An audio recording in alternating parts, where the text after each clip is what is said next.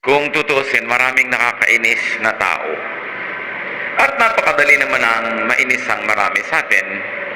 At nakakainis, mainis.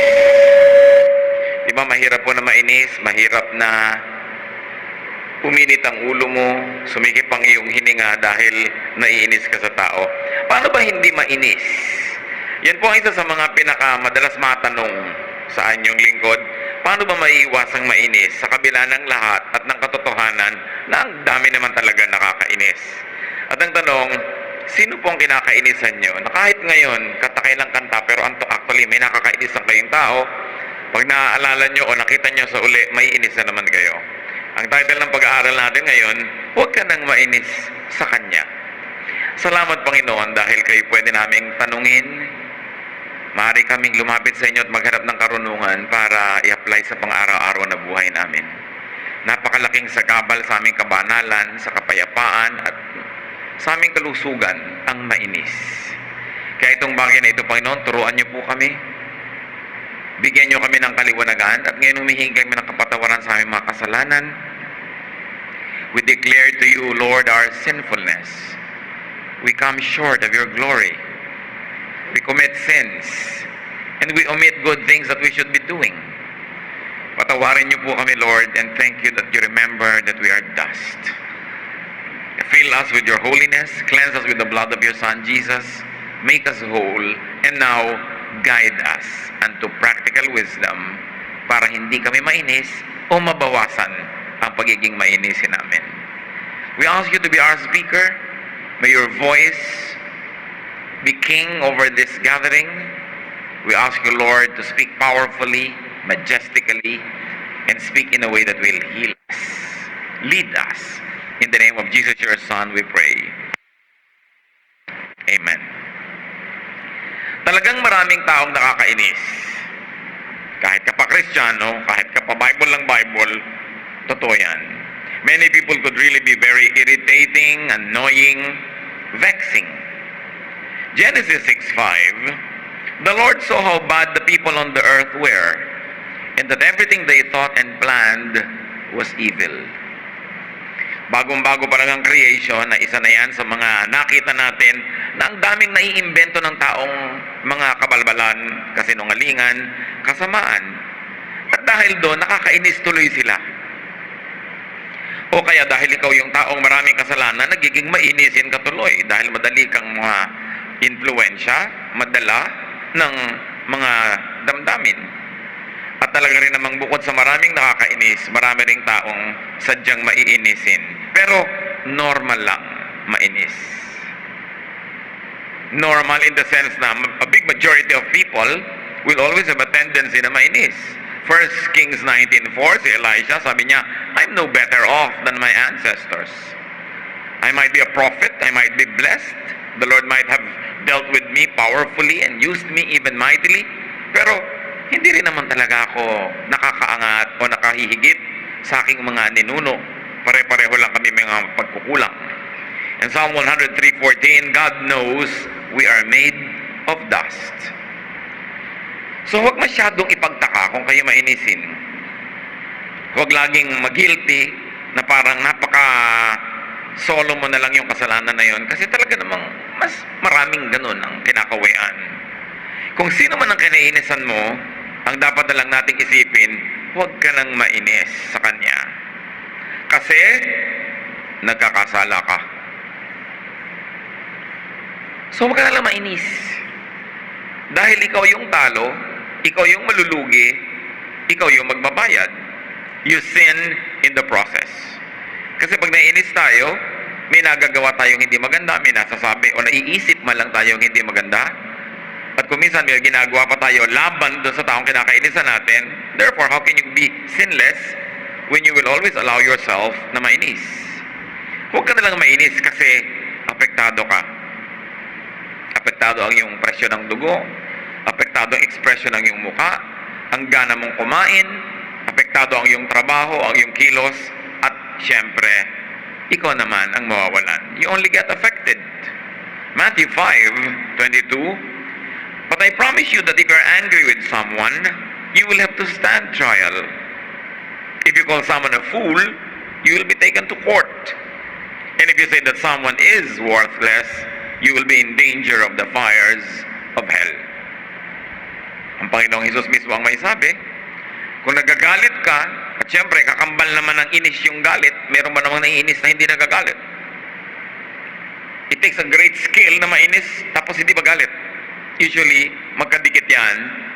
Ikaw na ngayon na nagkakasala, ikaw na ngayon yung nagkakaroon ng atraso sa langit, ikaw na ngayon ang malulugi. Kaya huwag ka na mainis kasi talo ka.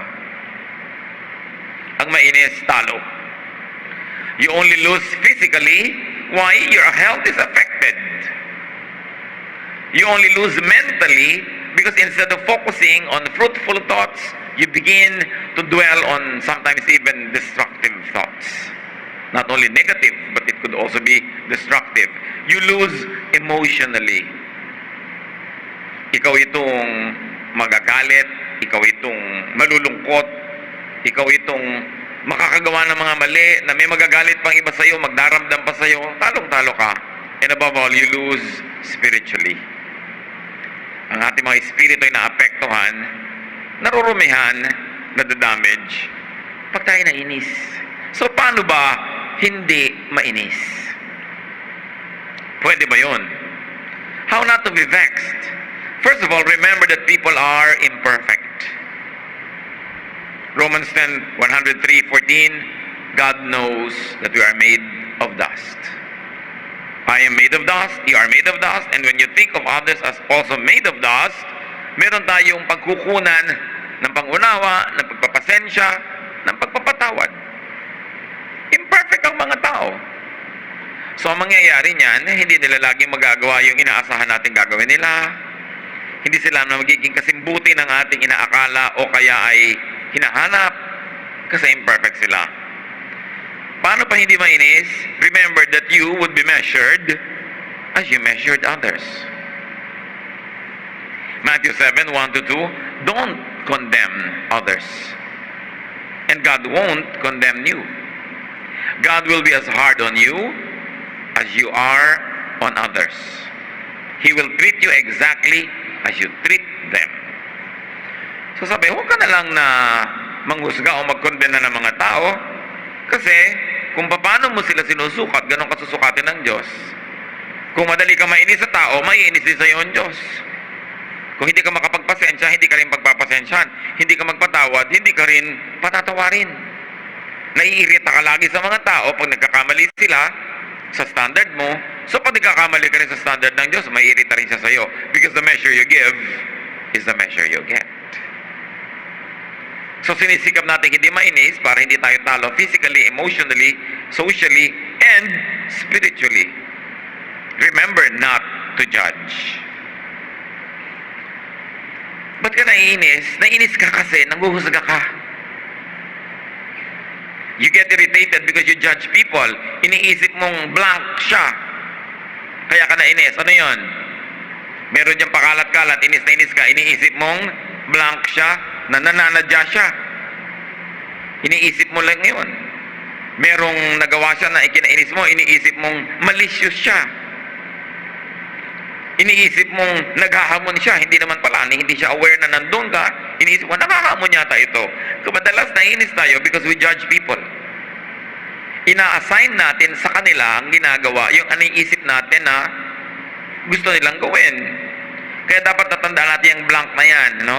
Naiinis ka kasi iniisip mong blank siya. Hindi naalala ng asawa mo ang iyong birthday, iniisip mong hindi siya mapagmahal, na blank siya, unloving siya. Iniisip mong sinadya ka niya na gumaganti siya. Lagi tayong may iniisip, kaya tayo naiinis. You presume that people annoy you intentionally, that they are malicious by intent, or that they challenge you. Madalas na-challenge tayo eh. May sinabi yung isa, gustong-gusto lang naman pala niya mag-display ng alam niya, pero iniisip agad, sina-challenge ka, tinatakpan yung sinabi mo, dinadaig ka, kinakalaban ka, yung pala gusto lang naman niyang medyo magpasikat ng konti. Not necessarily at your expense, kasi meron din siyang insecurity. So, paano hindi mainis? Do not change people. You can't. Jeremiah 13:23, can you ever change and do what's right? Can people change the color of their skin, or can a leopard remove its spots? If so, then maybe you can change and learn to do right. Of course, technologically, pwede na ngayong maiba-iba yung shades of color ng skin ng tao, pero nung sinulat ito, hindi pa pwedeng gawin yon. So ang message lang, may mga bagay na imposibleng gawin. Tulad ng baguhin mo ang isang tao. Well, of course, this is an exaggeration because people can change, but it would take a miracle. So ang sinasabi dito, isang dapat mong tanggapin sa tao, ay yun na siya, hindi na siya magbabago. Kung nagbago siya, salamat, pero kung hindi, dapat mong tanggapin. Kaya madalas tayong naiinis sa mga tao because we demand that they change according to our specifications. Naiinis si wife kay husband kasi si husband hindi magbago according to the expectation of the wife. Ganon din si husband naiinis kay wife. Ganon din si mother-in-law kay daughter-in-law. Pare-pareho, nagkakainis-inisan dahil gusto natin ng tao na sumwak dun sa ating gustong mold. But that cannot happen. For most of common experience, people won't change. So kung meron ka manugang na ganito, may biyanan kang ganon, may anak kang ganito, may asawa kang ganon, para hindi ka laging mainis, tanggapin mo na yun na siya. People will change, but only little and slowly. At maaaring kahit nagbabago na sila, naiinis ka pa rin dahil nababagalan ka o sobrang konti ng pagbabago. So hope for the best, but expect the worst in people. When you hope for the best, you're positive, you're supportive, you're cheerful. But when you also expect the worst, you're ready. Pag nabigo ka, nainis ka, may paglalagyan ka na. Alam niyo, mahalaga sa buhay, may paglagyan lang. Pag sinabi mong, well, 80% of people will probably like me, 10 will hate me, 10 will love me very intensely. So pag may nag-hate sa'yo, isa na yun sa 10%. May pinaglagyan ka na, tatahimik ang loob mo. Dapat may paglagyan. At dapat mong paglagyan na ang mga tao will disappoint you.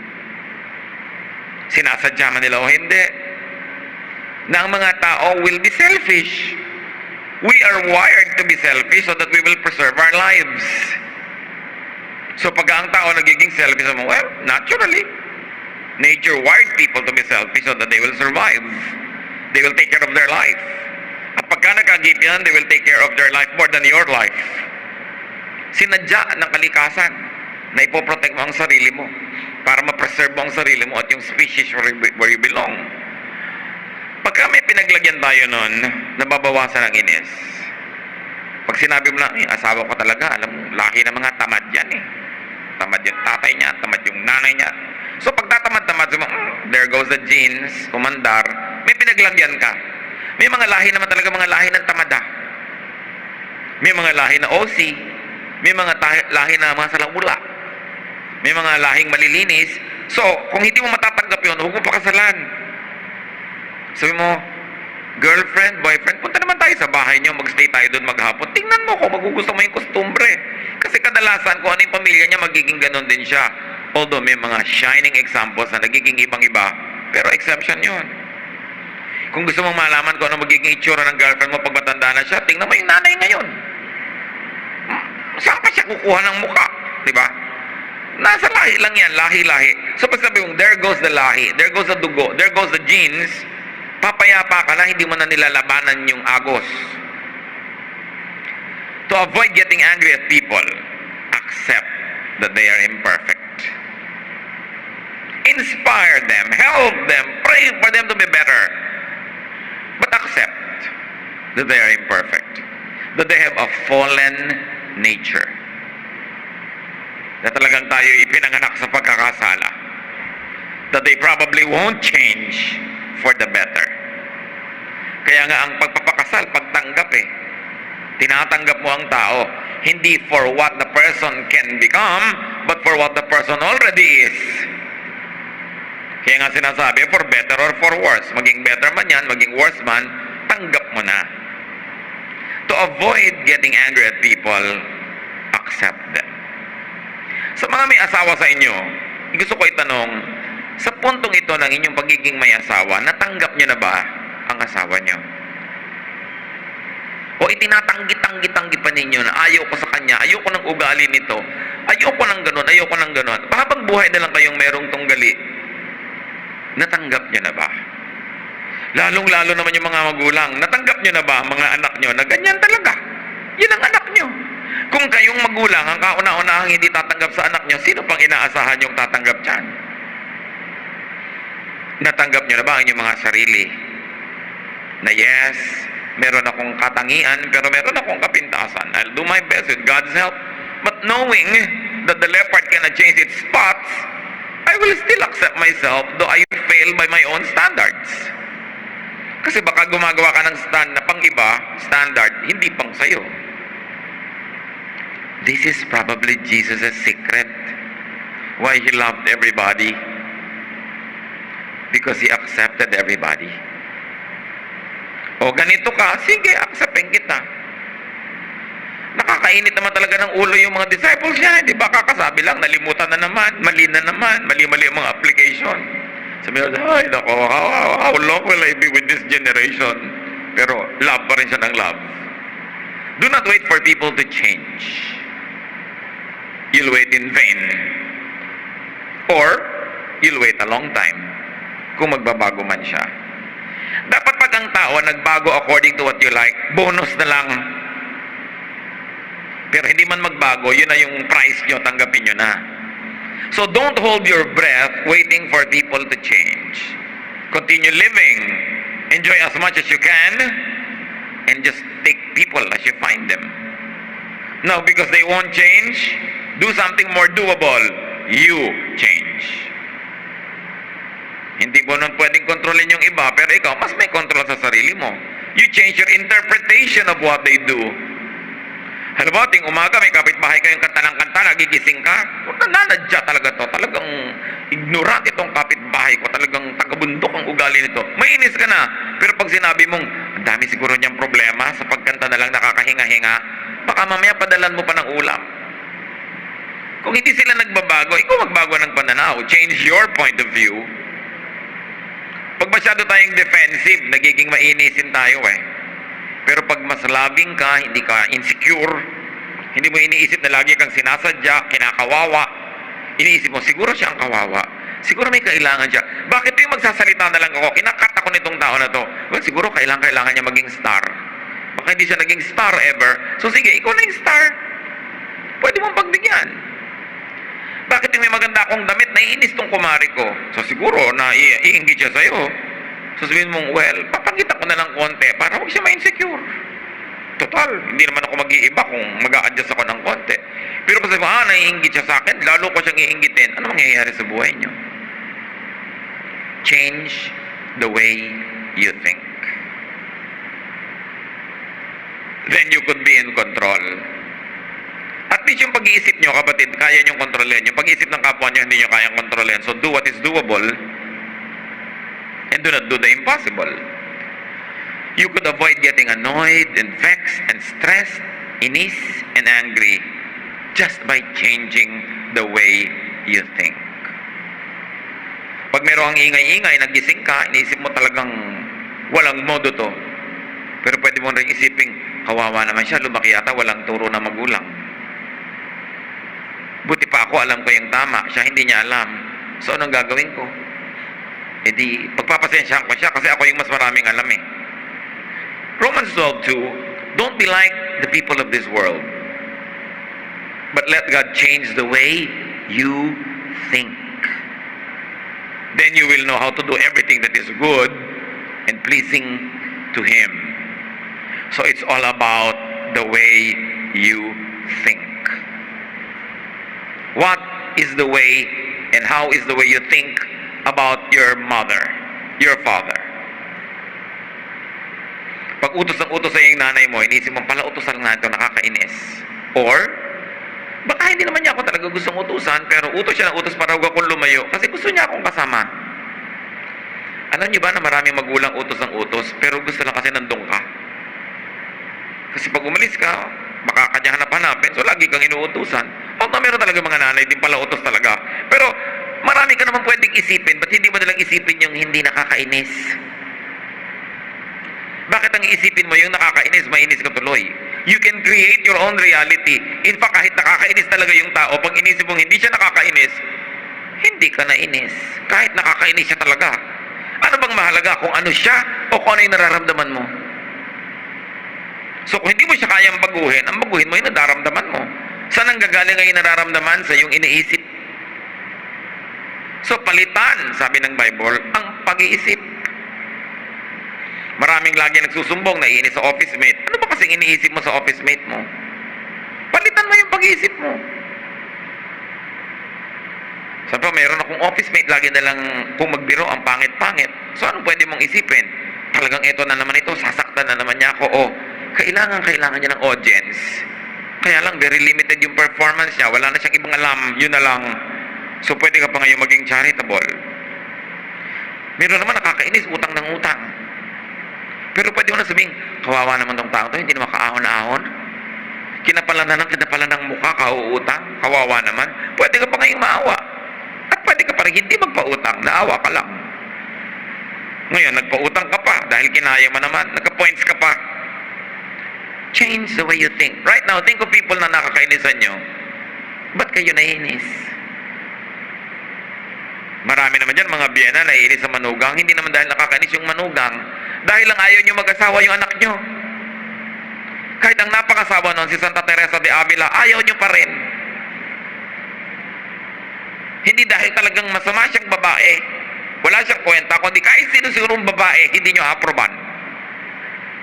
So, paano kayo mag-isip? Hindi mo kayo dapat mag-isip na, salamat, matanda na ako, malapit na ako sigurong sumakabilang buhay, at least may kasama yung anak ko sa buhay niya. Hindi yung sisiraan mo na sisiraan yung manugang mo, paghihiwalayan mo sila at bigla ka mamamatay. Sino ngayon ang kasama ng anak mo? Mabuti sana kung mabubuhay ka forever. Kaya sinisip mo, bakit ba ako ganito mag-isip? Ba't ako naiinis? Nakakainis ba siya? O masama lang ang takbo ng utak ko? It's all the way you think. And as we have said, kahit totoong nakakainis siya, kung magpapasya kayong hindi kayo maiinis, hindi pa rin kayo mainis. Ibahin mo ang iniisip mo tungkol sa kanya, sino man siya sa iyong buhay. Change your perception. Isipin mong blank lang naman siya. At ito yung key para hindi mainis. Isipin mong blank lang naman siya. Ano yon? Iniinis ka, ang chismosa niya, tanong ng tanong, nakakairita. Isipin mong, mausisa lang talaga siya. Ganyan lang talaga yan, walang magawa. No? Ngayon, lagi kanyang nagagawa ng hindi tama, isipin mong, nagkakamali lang naman siya. Hindi naman niya sinasadya, talaga lang kulang, no? Limitado lang naman talaga siya.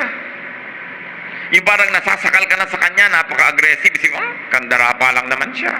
Gusto lang niyang pumapel, no? Marami pa yan, isip mo lang naman, nagsisikap lang naman siya na magpasikap. Bakit kaya ganito to? Kino-contest na lang lahat ang ginagawa ko sa office, lagi nagpapasikat, isipin mo, may mithiin lang siya, gusto niya maging manager. At sa totoo, hindi naman masamang mithiin niya yun. O kaya bakit kaya siya laging nananakit? Pwede mo isipin, nagtatanggol lang naman siya sa sarili. Kasi nadala na siyang laging masaktan, nang uuna na lang siya ngayon, siya na yung nananakit. Kaya kung minsan may tao, ang pangit-pangit ng ugali, ang sama-sama magsalita, pwede mo sabihin, who broke your heart and made you write that song? Diba? Sinong bumigo sa'yo? Sinong gumiba sa'yo at giba-giba ka? Bakit ka ganyan? Bakit ka gumaganti sa buong mundo? Anong ginawa sa'yo ng mundo? So you can be more understanding. Pwede mo sabihin, ganyan lang naman kasi isip bata pa lang. Hindi pa nagmamature. So in other words, pag sinabi mong, isipin mong blank lang naman siya, baka mo maunawa. At least mapagpasensyahan. Pwede pa, baka mamahal mo pa eh. Kasi ang totoo, ganun lang naman talaga ang mga tao. Bihirang-bihira yung mga tao, nagigising sa umaga, nakalagay agad sa plano, siya, kanino kayang buhay ang wasakin ko ngayon? Di ba? Paano ko kaya iinisin ang biyanan ko ngayon? Di ba? Hanggang manigas siya. Wala namang ganun eh. Pero sa araw-araw na paggagalawan natin, pagsasama-sama, natural nagkakabangga-banggaan. Kasi para tayo mga bola sa bilyaran. May isang puti galing sa langit o galing sa impyerno o galing kung saang bola, tumama kung kanino, nabunggo siya, nabunggo ka rin, nagkabunggo-bungguhan na kayong lahat. Pero kung tutuusin, hindi naman kayo nagpasimuno, yun lang puting bola.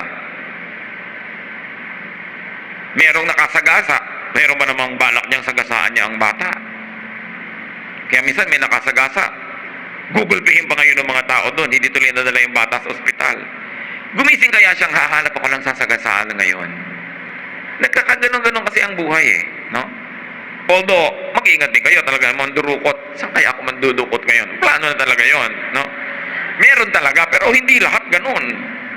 At iisipin mo rin kung talagang i-stretch mo yung pangunawa mo, bakit kaya siya nandudukot? Ano nangyari sa buhay niya at wala siyang naging ibang trabaho kundi yun? Ano mga kabiguan ang gumantong sa buhay niya na naging ganito siya? Distorted, warped, twisted. Maaawa ka pa. Kaya si Jesus maawain eh, kahit sa nakakainis. Kasi malalim ang pinagkukunan niya ng pangunawa doon sa tao. So just think of whoever ang kinakainisan niyo as curious, as mistaken, maybe limited or just overeager, insecure perhaps, trying hard, o meron lang siyang goal, kaya ka natatapakan, may gusto siyang abutin, eh pakalat-kalat ka kasi, kung hindi ka nakakalat yan, hindi ka niya matatapakan. Defensive lang siguro siya or immature. Then you will find space in your heart to accommodate people, to understand them, to avoid getting angry at them. So, dali na. I-apply agad ang simpleng bagay nito sa mga kinakainisan nyo. At i-apply pa ulit-ulit pag paulit-ulit kayong maiinis.